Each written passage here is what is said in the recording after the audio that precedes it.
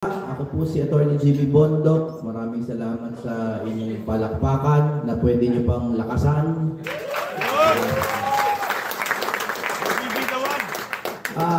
Alam nyo po yung napangasawa ko, no, kinikwento ko dun sa likod kanina mga taga District 1. Yung napangasawa ko nung February 2 lang, taga District 1 yun, sa Wando na yun. Kaklase ko yun sa law school kasi niligawan ako. Pinagbigan ko na. Taga yan, gagalangin. Kamusta naman po kayo? Kumakain pa ba kayo? 3 times a day? Kamusta po ang mga presyo ng bilihin sa Maynila? Ang mahal ba?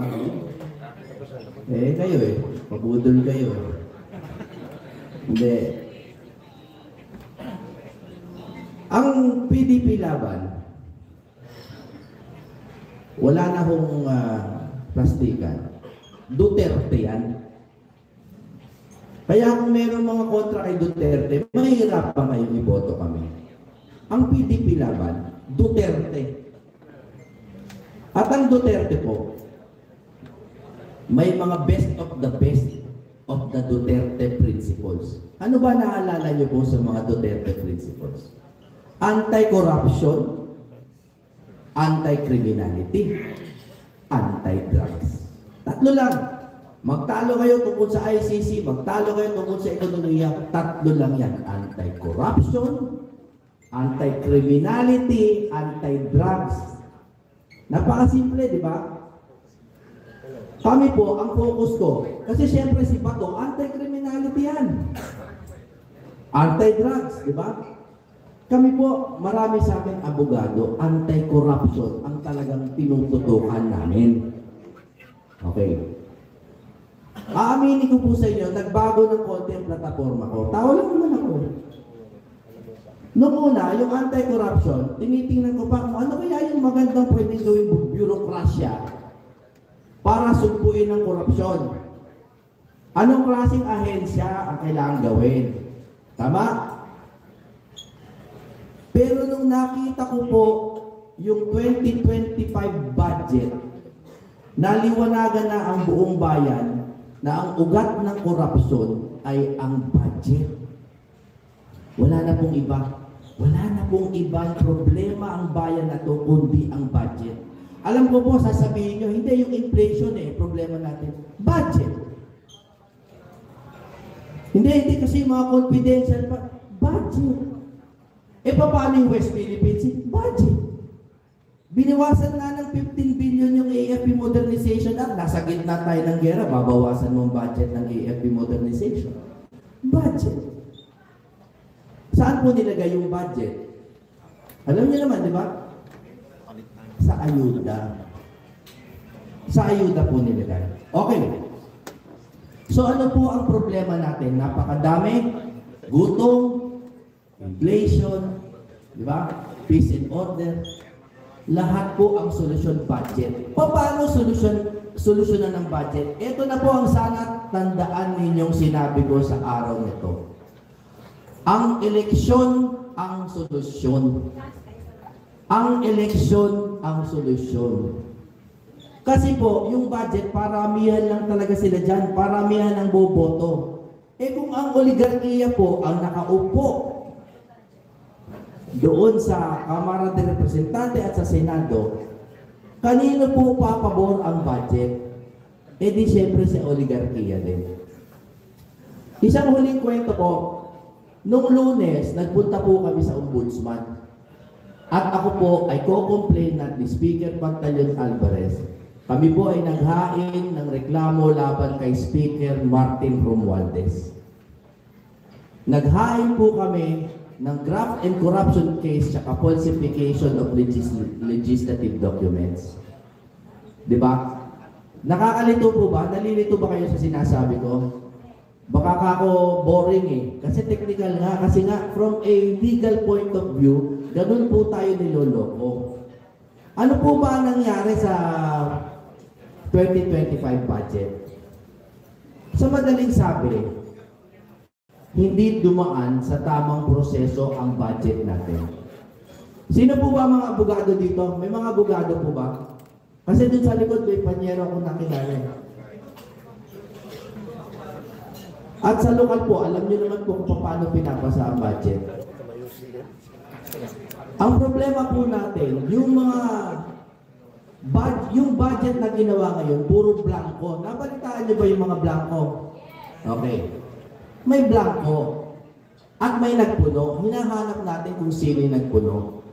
At ayon po sa mga legal principles, ang nakikita lang po natin na posibleng nagpuno niyan ay yung mga nakaupo. Binago po nila yung mga merong budget, tinanggal nila, siniro nila, blanco, at sila ang naglagay. Ito po ang baka hindi nyo alam, ha? Bago po kayo antukin, dahil napaka-technical ng budget, pero kailangan ko po kayo kausapin ng diretsyo. Ano po ba yung mga dinagdag bawas nila? Anong mga departamento? Dalawa lang po yung main. Department of Agriculture, tsaka National Irrigation. Naunawaan niyo po ba yung implikasyon nito? Hindi po ako naghahanap ng palakpakan ng sigawan, kahit boto, hindi po ako naghahanap. Naghahanap po ako ng tenga. Makikinig sa akin. Kahit di niyo ako boto, okay lang po. Pero marinig niyo, sana marinig niyo. Ang binawasan at pinaglaruan ng budget, agriculture, irrigation. Naririnig niyo po ba ako?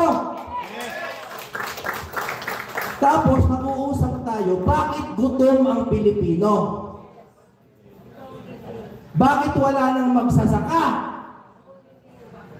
Naririnig niyo po ba ako? 241 billion under our noses. In-insert, pinaglaruan, nilagay sa mga kung ano-anong peking makinarya, peking irigasyon. Nag-file ako ng kaso. Tapos sasabihin nila, suka kami. Wala daw kaming kayang gawin. Anong ginawa nyo? Wala pa kayong ginagawa. Ako, nag-file ng kaso sa ombudsman, maliit na tao, pwede akong barilin ng kung sino man dyan. Wala akong pakialam. At hindi po ako nagtatapang-tapangan. Ang sinasabi ko po ganito, puro tayo sat-sate, ayaw natin ng korupsyon. Pero walang nagpapay ng kaso. May ikukulong sa Kongreso. Uy, mali yan, ba't kinukulong sa Kongreso? Wala naman nagpapay ng habeas corpus. Wala po tayo ginagawa. So kayo po, ano po ang dapat nyo gawin? Ang eleksyon ang solusyon. Maglagay po kayo ng PDP laban straight. Straight. Sabi nila, KIP, ang PDP laban daw para lang pinabili ng suka. Ano po ba yung suka? Di ba maasim? Maasim. Ano yung A sa asim? Abogado. Puro abogado kami. Atty. J.B. Hinlo, maaari ko ba kayo patayuin? J.B. Hinlo, abogado.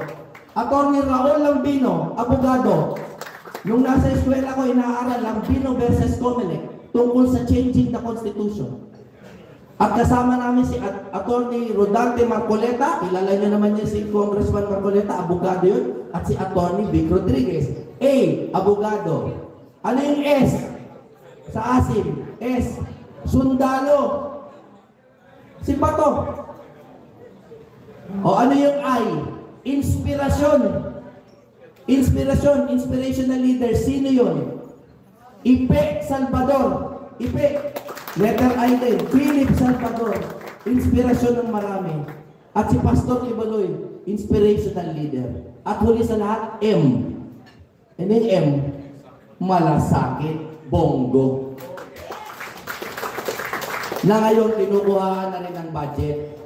Pero pinaglalaban pa rin ni Bongo na manatiling buhay ang malasakit. Hindi nila makukuha ang malasakit sa atin. Sa pagwawakas po, ito lang po ang hinihingi ko. Hindi po ako humihingi ng boto. Marami pong iba, style nila yun, okay, I respect that. Ang hinihingi ko po, kilalanin niyo po kami. Kasi po, sinasabi ko po sa inyo, kitang-kita namin. Kahit hindi abogado, pero kami po, nagkataon, mga abogado kami, kitang-kita namin kung paano ho binabalahura ang budget natin at saan kinukuha sa pagkain. Kaya huwag na kayo magtaka kung bakit mahal ang presyo ng bilihin, kung bakit hindi na tayo nagtatanim ng sarili nating palay, at kung bakit gutom na ang mga anak ninyo. Pupunta kayo sa grocery, may dala kayong 1,000, paglabas nyo, wala kayong dala kundi supot. Kahapon may kausap po ako, no? Yung aking matagal ng kadi, pero hindi ako nagot, no? Kadi ko yun, nagpunta sa akin, kasi humingi ng mga tarpaulin. Tapos sabi niya, sir, dapat kayong manalo. Kasi binibigay niyo sa amin dati pag naglalaro kayo, pag uwi namin, talagang bigas lang ang naiuwi namin. Wala na raw mabili ang 1,000 na KDP. Ang ninanakaw po sa atin, diretso po, galing sa agrikultura. Tapos pinapatay na po nila yung industriya natin ng mga magsasaka. Wala nang gustong magsaka, wala nang gustong gumawa ng pagkain. Tayo po ay nag-aangkat ng bigas. Nag-aangkat tayo ng bigas. Ang dami nating lupa, nag-aangkat tayo ng bigas. Sa huli ko pong mensahe, ito lang po ang sasabihin ko sa inyo. Ang PDP laban ay Duterte. Anti-crime, anti-drugs, pero higit sa lahat, anti-corruption. At ang solusyon sa korupsyon ay eleksyon. Maraming salamat po.